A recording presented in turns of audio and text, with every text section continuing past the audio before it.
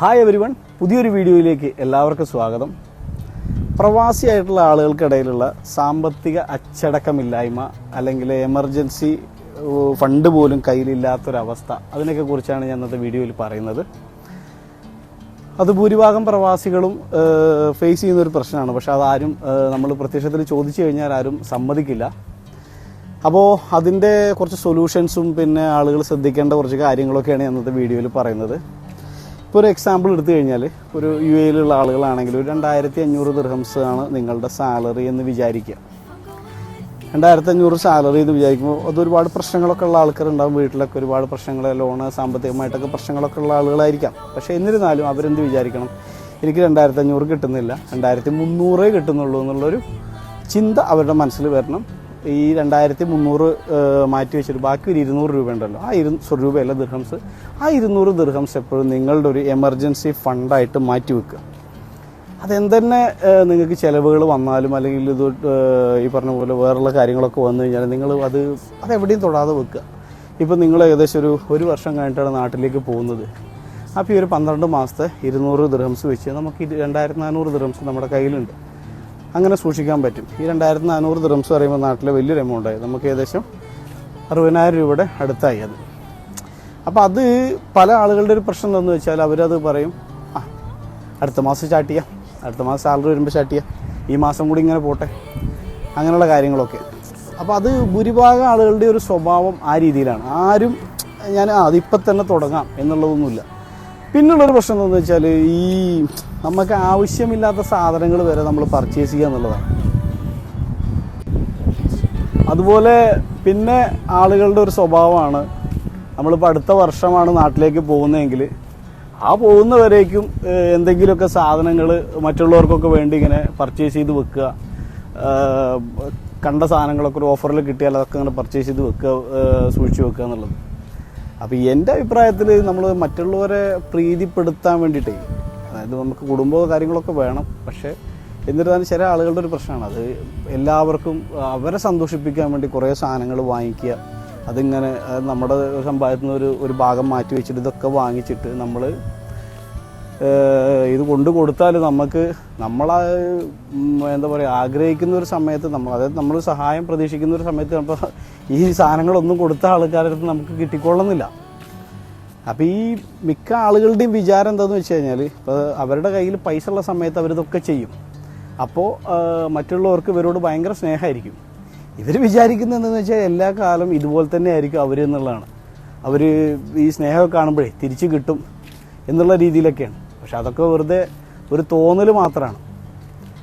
അപ്പോൾ അത്തരം സ്വഭാവങ്ങളൊക്കെ ഒന്ന് മാറ്റുക. പിന്നെ ആളുകളുടെ മെയിൻ ഒരു പ്രശ്നമാണ് ഇവിടുത്തെ ഈ പുറത്തുനിന്നുള്ള ഭക്ഷണം. ആളുകൾ വളരെയധികം, ഇവിടുത്തെ ആളുകൾ അത് കൺട്രോൾഡ് അല്ല. കാരണം ഇവിടെ ഒന്നാമതിപ്പോൾ വെച്ചാൽ നമുക്ക് പല റേറ്റിന് ഭക്ഷണങ്ങളുണ്ട്, ചീപ്പായിട്ടും കാര്യങ്ങളൊക്കെ ഉണ്ട്. പക്ഷേ ചീപ്പാണെങ്കിലും ഇവിടെ അത്യാവശ്യം പ്രൈസ് ഉണ്ട് ഭക്ഷണങ്ങൾക്കൊക്കെ. അപ്പോൾ നമ്മൾ പുറത്തുനിന്നുള്ള ഭക്ഷണങ്ങളൊക്കെ നമ്മളൊരു കൺട്രോളിൽ വരുത്തുക.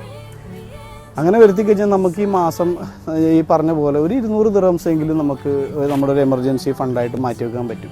പിന്നെ അതല്ല, നിങ്ങൾക്ക് പ്രത്യേകിച്ച് വേറെ ബാധ്യതകളൊന്നും ഇല്ല എന്നുണ്ടെങ്കിൽ അത് ആ എമർജൻസി ഫണ്ട് 200, 300, 400, 500 അങ്ങനെയൊക്കെ ആക്കാം.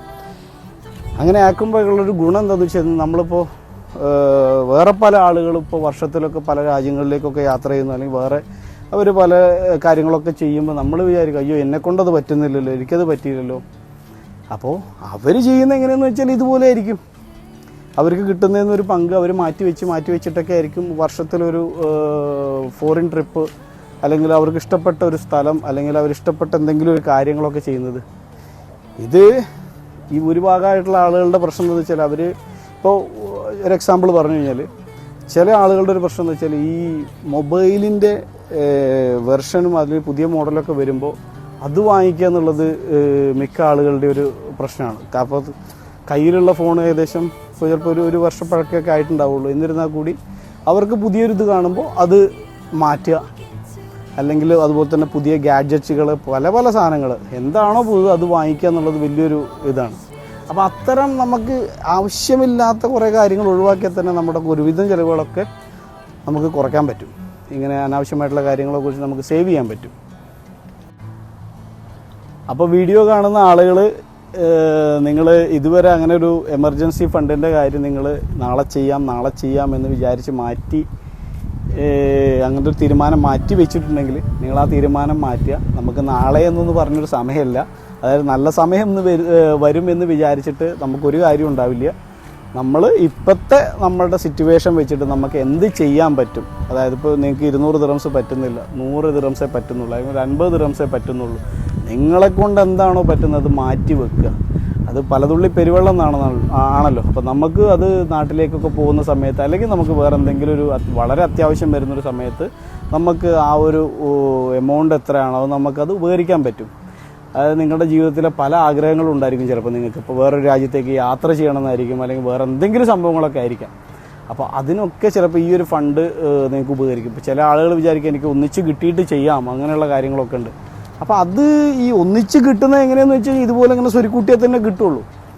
ഓക്കെ, അല്ലെങ്കിൽ പിന്നെ വല്ല ലോട്ടറി ഒക്കെ അടിക്കണം. പക്ഷെ അതെല്ലാവർക്കും അടിക്കില്ലല്ലോ. ഓക്കെ, അത് വളരെ റെയറായിട്ട് സംഭവിക്കുന്ന കേസല്ലേ. അപ്പോൾ നിങ്ങളെന്താ വെച്ചാൽ നമ്മളെ ജീവിതത്തിലൊരു സാമ്പത്തിക അച്ചടക്കം നമ്മൾ കൊണ്ടുവരിക. പല ആളുകൾക്കും പല പ്രശ്നങ്ങളും ഉണ്ടായിരിക്കും. ചിലപ്പോൾ ഇപ്പോൾ പ്രവാസികളുടെ കാര്യം പറയുമ്പോൾ പല ആളുകളും ചിലപ്പോൾ നാട്ടിൽ നിന്ന് എന്തെങ്കിലുമൊക്കെ സംരംഭങ്ങൾ ചെയ്ത് നഷ്ടം വന്നിട്ട് ഇവിടെ വന്നവരുണ്ടായിരിക്കാം, അല്ലെങ്കിൽ വീട്ടിലെ പല പ്രശ്നങ്ങളുണ്ടായിരിക്കാം, അല്ലെങ്കിൽ പ്രശ്നങ്ങളെന്ന് പറഞ്ഞാൽ ലോണ്, ബാധ്യതകൾ, വീട് നിർമ്മിച്ചതിൻ്റെ, കല്യാണത്തിൻ്റെ, അങ്ങനെയുള്ള കാര്യങ്ങളൊക്കെ ഉണ്ടായിരിക്കാം. പക്ഷേ നമ്മൾ എന്നിരുന്നാലും ഇതിൻ്റെയൊക്കെ ഇടയിൽ നമ്മൾ എന്ത് ചെയ്യുക, കുറച്ചൊരു പൈസ നമുക്ക് വേണ്ടി, അതായത് മാറ്റി വെക്കുക. ഓക്കെ, പിന്നെ പല ആളുകൾക്ക് എന്താ വെച്ചാൽ ദീർഘവീക്ഷണം ഇല്ലാതെയാണ് പല ആളുകളും പല കാര്യങ്ങളും ചെയ്യുന്നത്. കാരണം നമ്മൾ ഇപ്പോൾ അതിനെപ്പറ്റി നമ്മളൊരു വീഡിയോ നെക്സ്റ്റ് ചെയ്യുന്നുണ്ട്. നമുക്ക് ഇവിടുന്ന് വാട്ട് നെക്സ്റ്റ് എന്നുള്ളൊരു ചിന്ത അത് ഭൂരിഭാഗം ആളുകളിലും ഇല്ല. പക്ഷേ നമുക്ക് അങ്ങനെ ഒരു സിറ്റുവേഷൻ വരുമ്പോഴാണ് ആളുകൾ ചിന്തിക്കുന്നത്, അയ്യോ ഞാൻ ഇനി എന്ത് ചെയ്യും എന്നുള്ള കാര്യങ്ങളൊക്കെ. അപ്പോൾ അതിനെപ്പറ്റി ഞാനൊരു വീഡിയോ ചെയ്യുന്നുണ്ട്. അപ്പോൾ നിങ്ങളെന്തായാലും ഇത് കാണുന്ന ആളുകൾ, സാമ്പത്തിക അച്ചടക്കം ഞാൻ ഇതുവരെ കൊണ്ടുവരാത്ത ആളുകൾ, ഞാൻ നാളെ ചെയ്യാം എന്ന് വിചാരിച്ചിരിക്കുന്ന ആളുകളോടാണ് പറഞ്ഞത്, നിങ്ങളത് നാളേക്ക് മാറ്റി വെക്കേണ്ട. കയ്യിൽ എന്താണോ ഉള്ളത് അത് ഇന്ന് തൊട്ട് നിങ്ങൾ നിങ്ങൾ അനാവശ്യമായിട്ടുള്ള ആവശ്യങ്ങൾ വന്നാൽ ആ പൈസ എടുക്കാതെ അത് മാറ്റി വെക്കുക. ഓക്കെ, പുതിയൊരു വീഡിയോയുമായിട്ട് വീണ്ടും കാണാം.